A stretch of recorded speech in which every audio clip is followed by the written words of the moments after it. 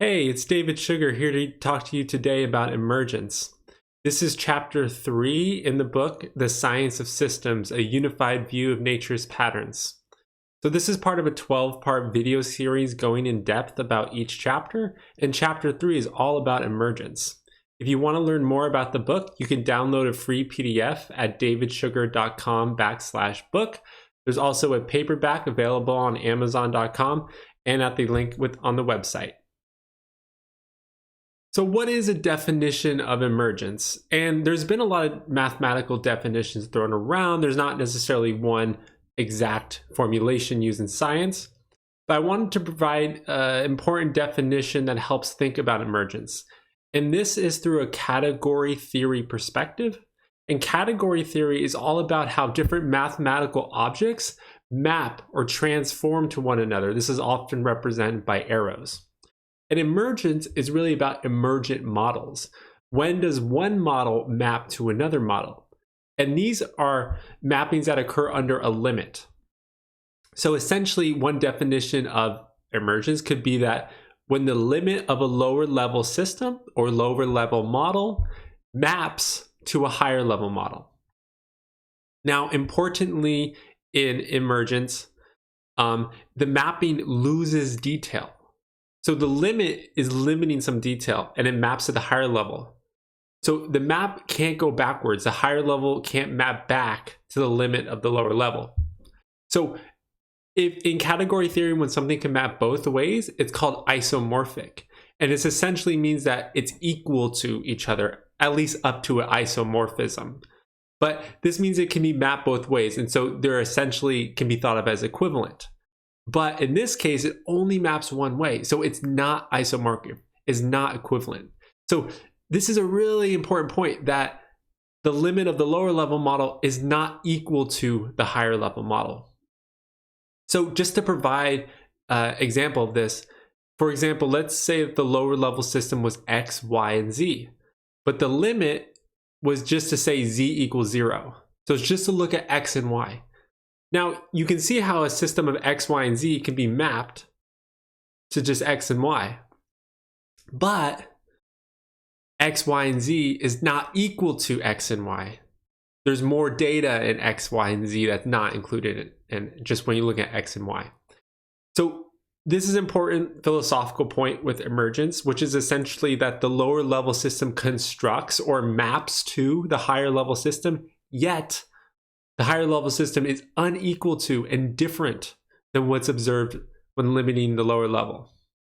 So just wanted to highlight this important aspect of emergence. So to give an example of emergence, one helpful example is center of mass.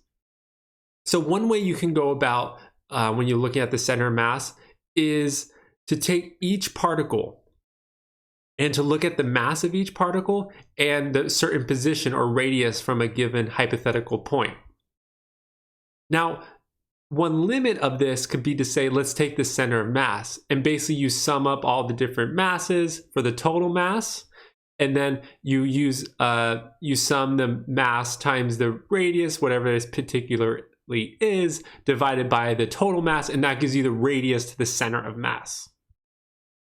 Now, an important aspect is that the higher level model, the center of mass is the higher level model, it's limiting details, right? So the lower level model has all the different components, all the different masses of where they are. And so center of mass only works when you're outside of the boundary of all the objects.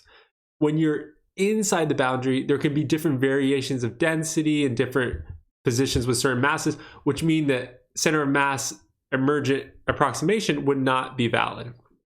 So, but when you're outside of it, for a lot of different cases, like gravitational force, like a Newtonian view, center of mass works just fine. So, we often use center of mass to calculate trajectories for planets and things.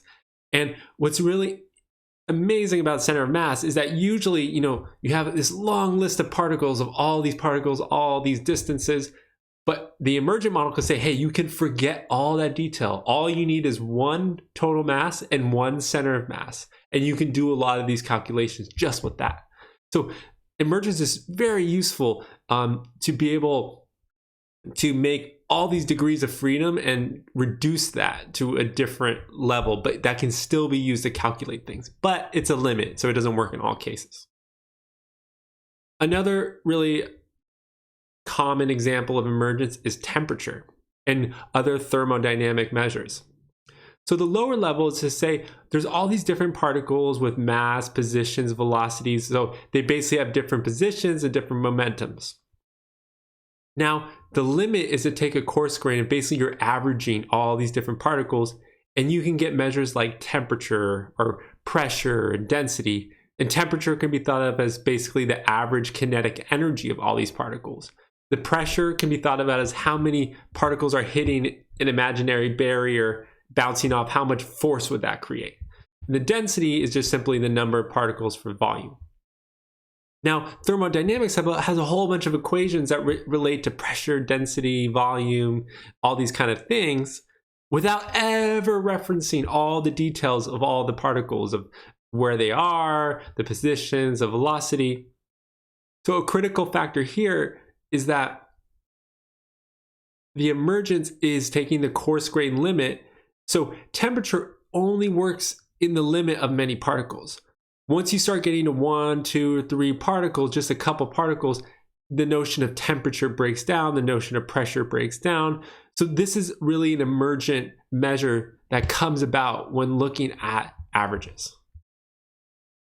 So one important aspect to highlight about emergence is that sometimes they're often thought about that emergent models are different, completely different ways.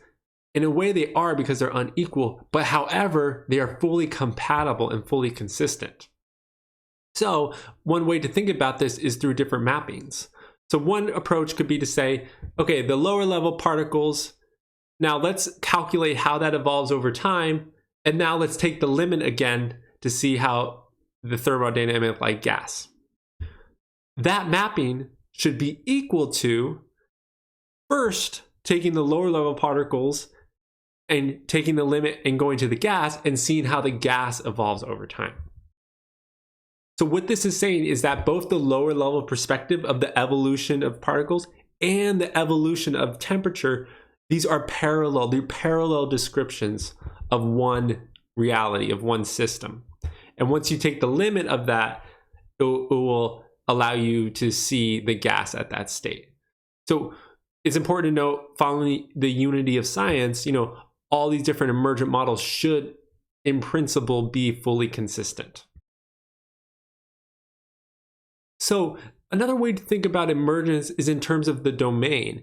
And this is the domain, the set of possible scenarios that a given model describes. And the lower level model has a larger domain. So it describes more degrees of freedom, has more potential scenarios that it can describe. While the higher level has a smaller domain, smaller set of possible scenarios it can describe. So in the example of temperature, the lower level model of individual particles with their own position and momentum can describe all scenarios. It can describe a lot of particles, and it can even describe 1, 2, or 3 particles. But the higher level model of temperature only works with the average. So it describes, millions of particles really well. It produces essentially exactly the same result as a lower level model. But once you start getting a really small 1, 2, 3, 4, a couple particles, the notion of temperature breaks down. You need the lower level model to understand the evolution at that state. So the higher level models, even though they're often thought about as bigger, a molecule, a chemical, a cell, a human, these different emergent models are often thought as bigger. What they really are is they have a smaller domain of applicability. So what this comes about with different domains of applicability, and this is a very broad and generalized sense of science, but is to think about physics, chemistry, and biology. And essentially, physics is about the rules that apply to all of nature. So all energy, all scales, all space and time. It can be billions of light years, or it can be at the quantum scale. And this has the most degrees of freedom. Now, chemistry is really about the subset of all physical matter that's atomic form, that's a chemical form, and what is the properties of chemistry. So it's a smaller subset. And now biology is even a smaller subset. Which subset of chemical systems that are deemed living, what are the properties of these biological systems? And it should be noted that, following the unity of science, these should all be compatible. So biology should never violate chemistry, and chemistry should never violate physics. Now, I'll just make a side note that, physics also has its own emergent models like entropy that we just looked at, and, chemistries. So there's a lot of different gradations. This is a very simplified view of how it works. But what's important here is that, chemistry should be constructed from, mapped from the rules of physics. Biology should be constructed from, mapped from the rules of physics. However, as we saw earlier, the rules of biology may not equal the rules of physics, but this can be equal. It doesn't go backwards.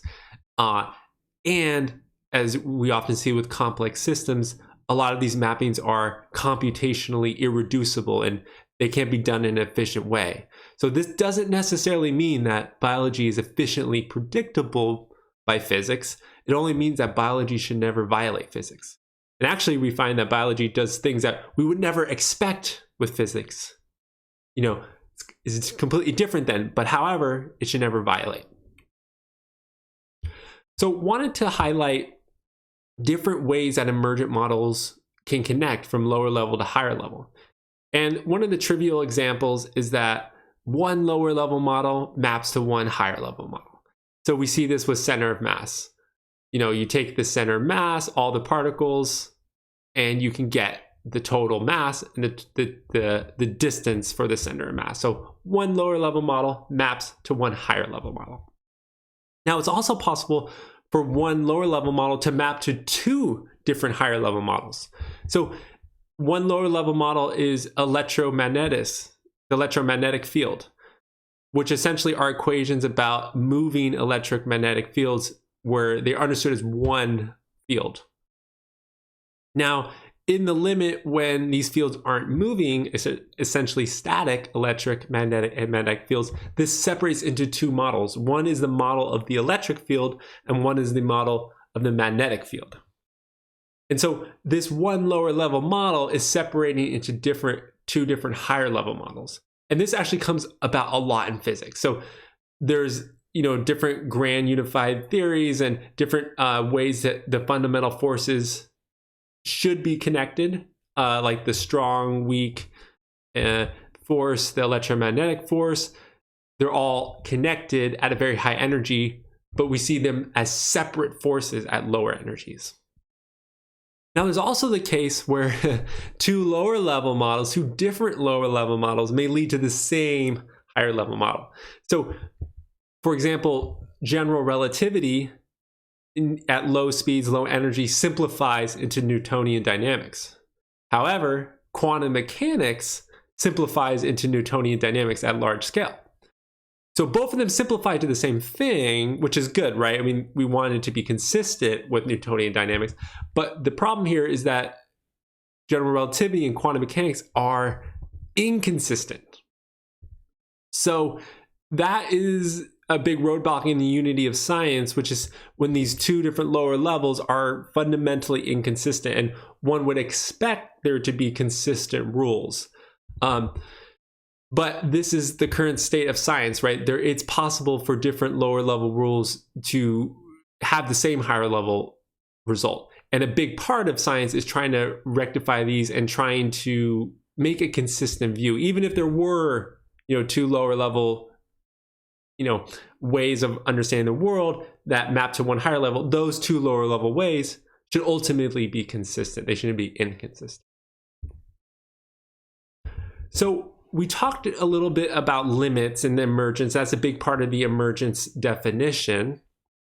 And in more specific terms, in category theory, this is thought about as a co-limit. And it's called co-limit because it's going from a domain, initial domain, to a co-domain, which is basically the output. And in these limits, they're essentially going from left to right.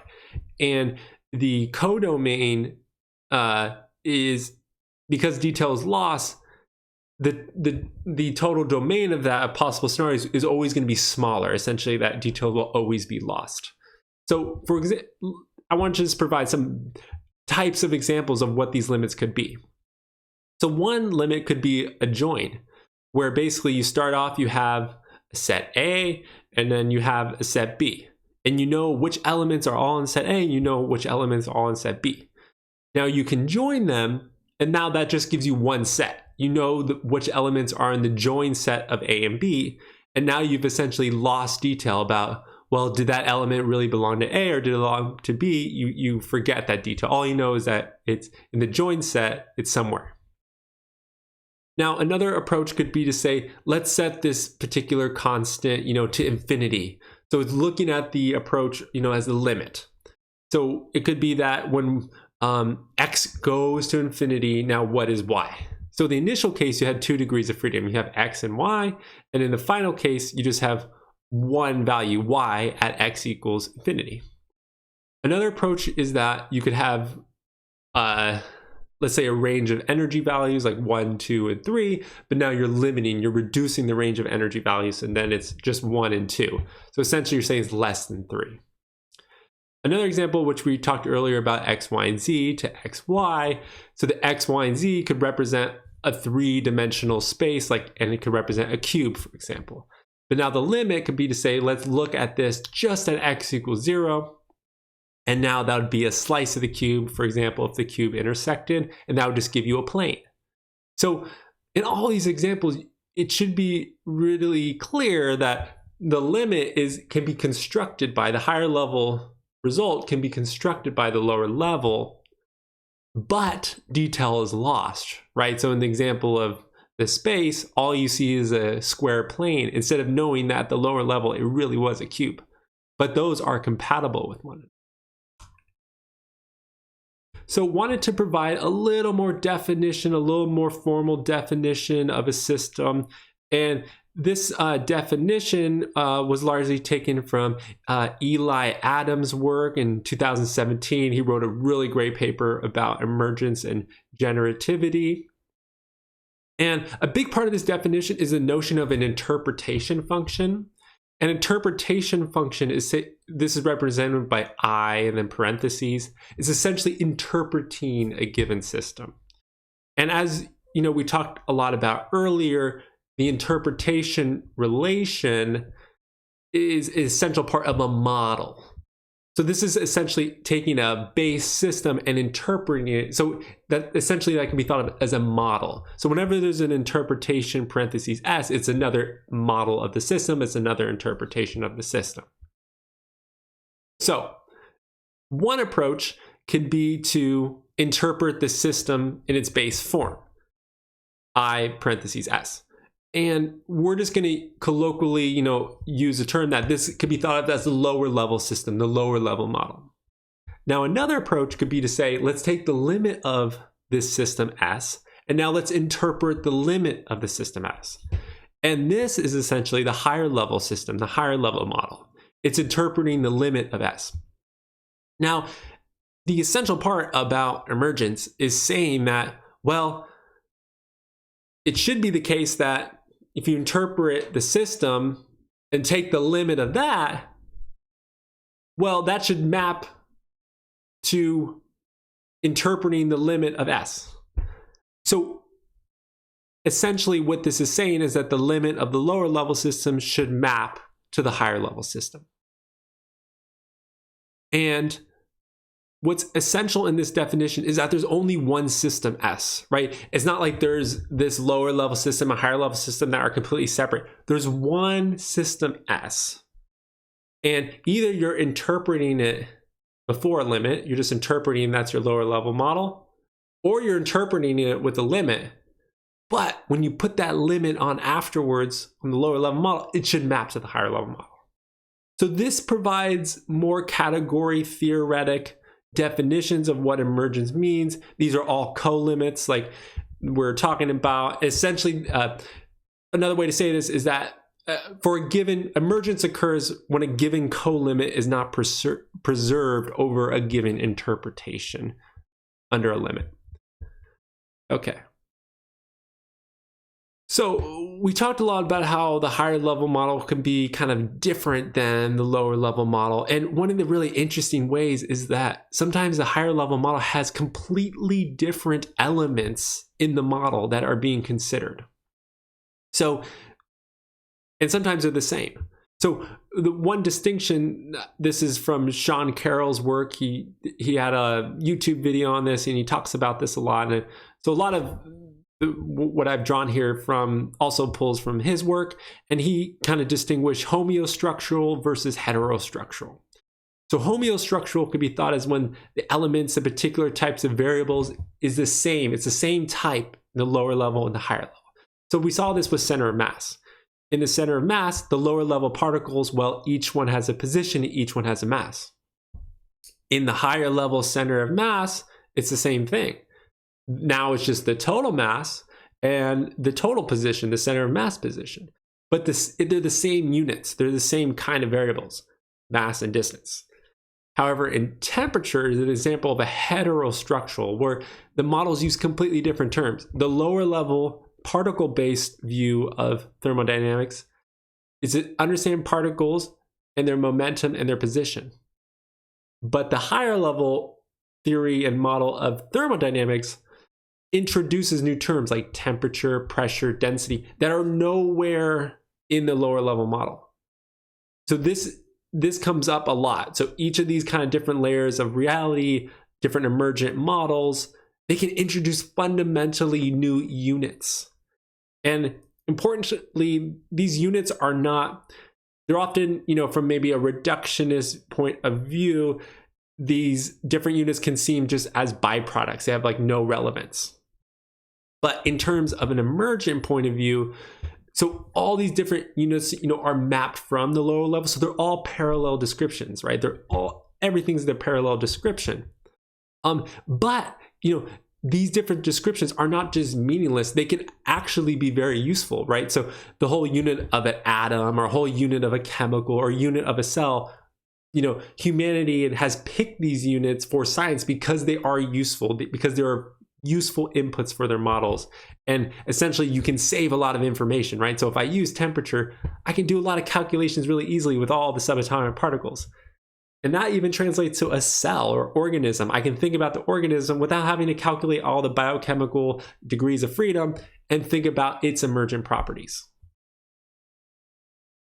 So there's kind of some interesting ways where the different emergent elements between lower level model and higher level model can map to one another. One of the most common ways that we saw with temperature and center of mass is this idea of a coarse grain, where there's lots of little lower level elements that all map to one bigger higher level element. So for example, there could be lots of different microstates at the lower level, but one macro state for the total entropy. Now, another way is when one element of the lower level maps directly to one element of the higher level.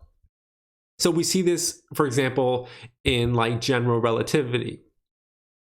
So in general relativity, one mass in the general relativity model maps to one mass in the higher level Newtonian model. So it's just a one-to-one mapping. So that limit would be to say, okay, not moving as fast as the speed of light, energies and masses not close to black holes, stuff like that. But one object like the planet moving in general relativity is still one object moving in Newtonian physics. Now there's another one which I here call hidden order, which is really interesting, is that when the lower level model has one element and then the higher level model has lots of different elements. So a great example of this is the quantum field. So in the quantum field, there's basically one field for each type of quantum particle, even though there's many, many, many quantum particles observed at a higher level.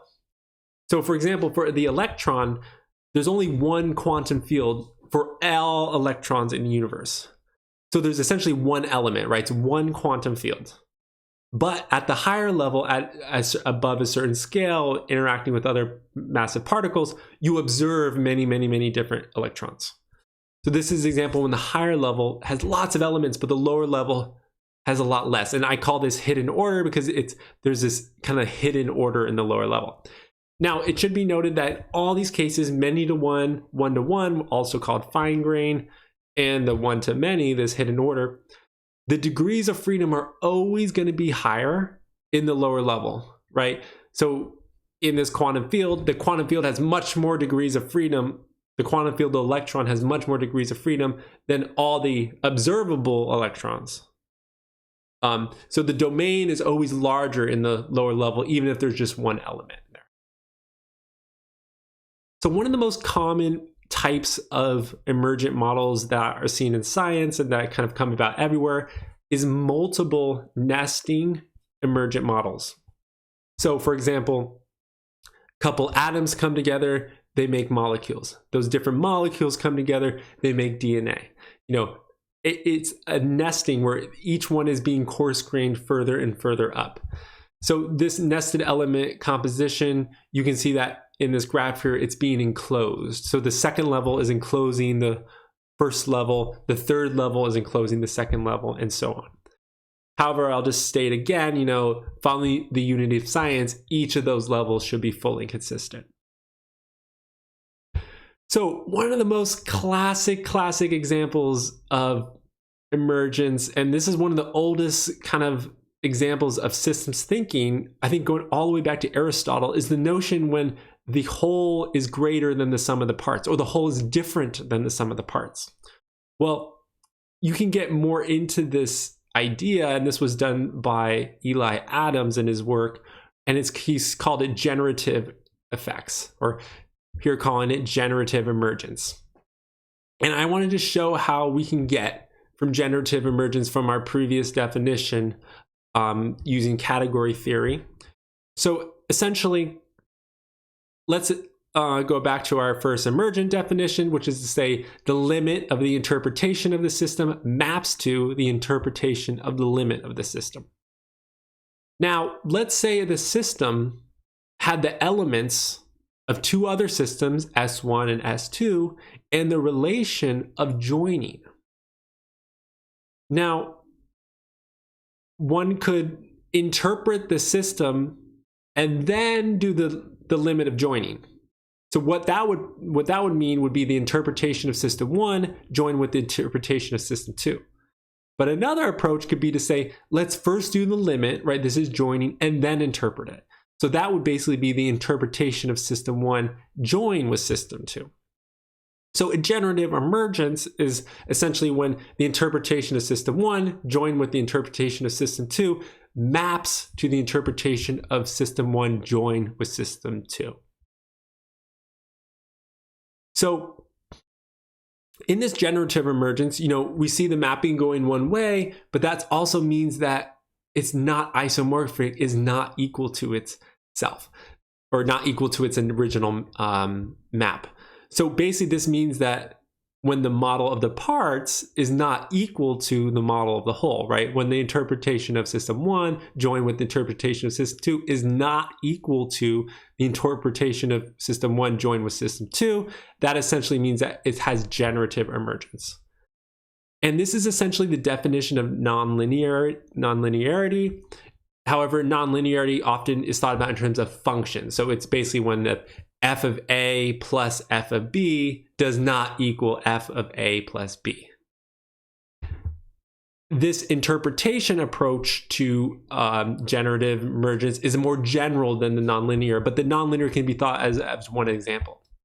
Now, I want to contrast this compared to equivalent models, and this can also be thought of as linear models. So this is the case when the interpretation of system 1 joined with the interpretation of system 2 equals the interpretation of system 1 joined with system 2.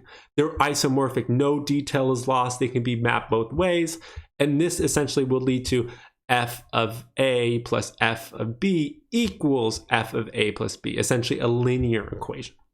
So now you can see this generative emergence allows a case where the whole, the model of the whole, can be unequal to joining the model of the parts. And this is the example of when the whole is different or bigger than the sum of the parts.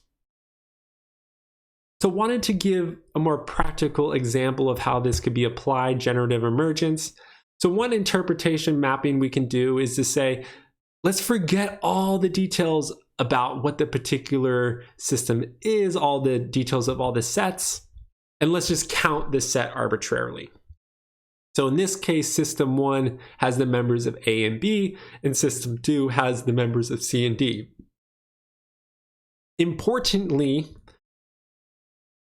system 1 and system 2 in this case has no elements that are crossing over, right? A and B are completely different than C and D. And this is why connection is so important for generative emergence. When they're not connected, there'll be no emergence, and it's going to be equivalent. So essentially, now let's take the interpretation of system 1. Well, it's A and B. We know there's 2 elements, so there's 2 elements. And now we'll do the interpretation of system 2. Well, we know there's 2 elements, C and D. Well, if we take the interpretation of joining system 1 and 2, there's nothing joining them, so there's still 4 elements. So basically, in this case, you'll see that the interpretation of system 1 joined with the interpretation of system 2 gives you 4 arbitrarily elements. However, the interpretation of system 1 and system 2 still gives you 4. They're equivalent, they're equal. Now, let's look at the case where what happens if the 2 systems are interconnected. So if system 1 is A and B, but system 2 is B and C, well, now they're going to have a connection. So the interpretation of system 1, you say there's 2 elements A and B, and the interpretation of system 2, there's 2 elements B and C, but the interpretation of S1 join with S2 is only 3 elements A, B, and C. Importantly, this interpretation function forgot the details of the state.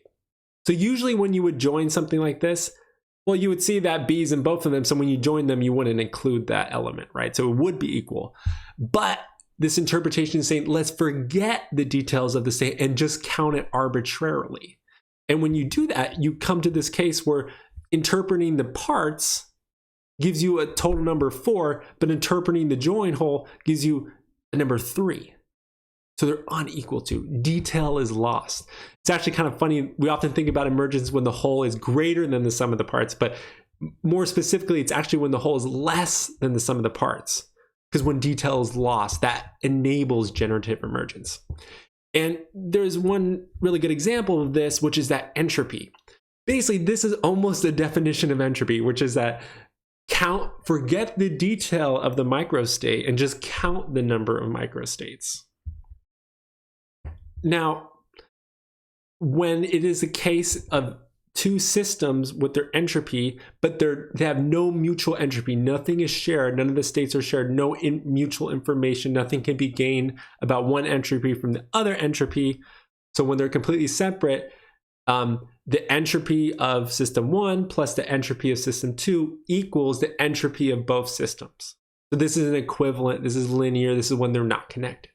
However, if system 1 entropy is connected to systems 2 entropy, you have this case where this adding the entropy of system 1 plus the entropy of system 2 is unequal to the entropy of the joined system 1 and system 2. So this is an example of emergence. So we've talked a lot about emergence, and a big thing that we've mentioned is that not all mappings are computationally reducible. This means that there isn't a finite number of steps to get from the lower level model to the higher level model. So one classic example of this is the halting problem. It's to say that given initial set of a computer, what's its initial state, what are its rules, after you let the program run indefinitely, will it stop and will it not? Will it halt or will it not halt?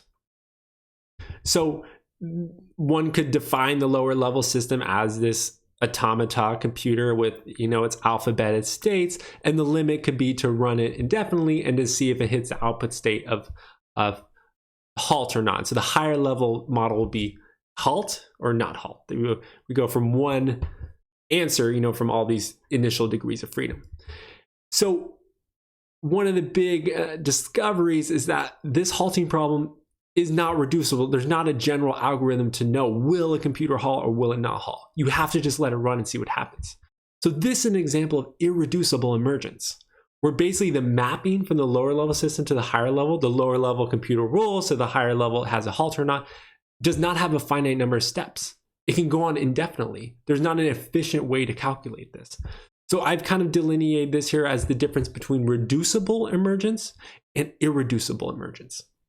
Now, it's important to specify that this reducibility relates to the reducibility to reduce a decision problem to a yes or no output. This is not to say that the whole isn't constructed from the parts, right? The parts are always mapped to the whole. It's not ontologically, it's not saying emergence is ontologically irreducible. Ontologically means like the substance of a thing. It's always the case that the whole is built from the parts, right? So it's ontologically reducible in that sense. It could be split apart, constructed from. Of course, what we would expect to see through emergence. But computationally, answers about it cannot be always solved. You can't always take a wide amount of answers and reduce it to a yes or no. So epistemologically, what can be known about the system is not reducible. So the whole is always consistent with the parts, but properties of the part are not always computationally reducible from the model of the parts. So this just wanted to highlight again that, not all mappings are easy. Some of them are. So with center of mass, yeah, that's a pretty efficient algorithm. There's a known number of steps. It can be solved. You can plug in a computer and you can get a good example. However, not all these mappings, we looked at the halting problem, that's not efficient, it's irreducible. There's also some mappings where, we have solved some of them, right? So we have solved some protein folding structures from initial base pairs of chemistries, right? So giving the building blocks for protein, how would we expect it to shape its macro level shape? We've predicted some of them, but there's tons of other ones that we haven't predicted because some of these are very, very complex, right? There's not efficient algorithms for this. So there's a lot of cases where some emergent mappings, we've solved a couple of them, but there's still a huge amount that we have not yet to solve. But that, hypothetically should be solvable if our theories are correct. So there's also interesting cases in science where the mapping is expected to occur, yet it's not really known how it's done.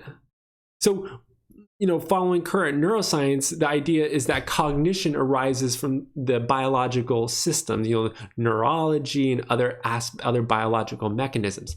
But exactly how that works is unclear. We know certain brain waves correlate with certain, states of awake, and, certain visual stimulus is processed in certain parts of the brain.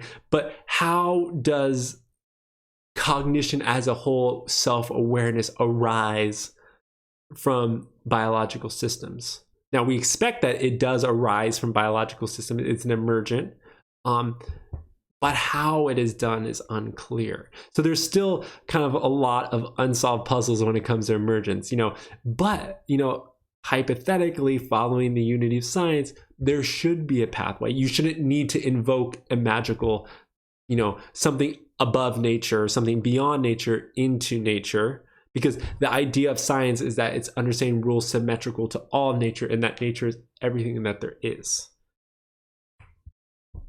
So another interesting part about emergence is sometimes we see these like multi-level factors where the lower level, is mapping to the higher level, but the higher level is changing the lower level model. So the causation seems to be interlinked here. So for example, we see that DNA is kind of like the instruction set, rules to produce proteins. However, proteins can change which subset of the genetic code is expressed. Like epigenetics can turn on and off some genes. We've also seen different like horizontal gene transfer across species, right? So genes can be getting into weird places in other times. So interestingly, there's a case where the lower level produces the higher level, but the higher level is also influencing the lower level. And this is also the case when it comes to the brain-mind connection. So, the neural network, different, for example, chemical influences in the body can really change mental states. So there's a kind of clear connection that the neural network and other biological mechanisms is producing the mental states. certain anesthesia and stuff will change the mental state. However, certain mental states can also change the brain chemistry. And we see this with mindfulness practices and lots of other kind of cutting edge healthcare research, which is all about the mind-body interconnection. So what's important here is that this is possible through a given interpretation of nature. You can have the interpretation of emergent models, and that these emergent models are influencing each other bottom up and top down processes simultaneously. But this is not necessarily saying that there's different distinct levels of reality that are interacting, right? The whole notion of the unity of science to begin with, and that there was one system S in the emergent. So this is just an effect of how it's seen. And a lot of times causation here is related to like the arrow of time, like, okay, what was done first, right? Did A cause B or B cause E? Usually it's thought about that if A causes B, that A would happen before time, and that time would evolve and this would happen. But time, the arrow of time, is deeply related to the notion of the increase of entropy. And that entropy increase is actually an emergent model. So lower level physics is time irreversible. It does not care if time's moving backwards or forwards, while higher level entropy really does. So even the notion time may be itself an emergent model, where the lower level model may not really even care if things are moving backwards or forwards.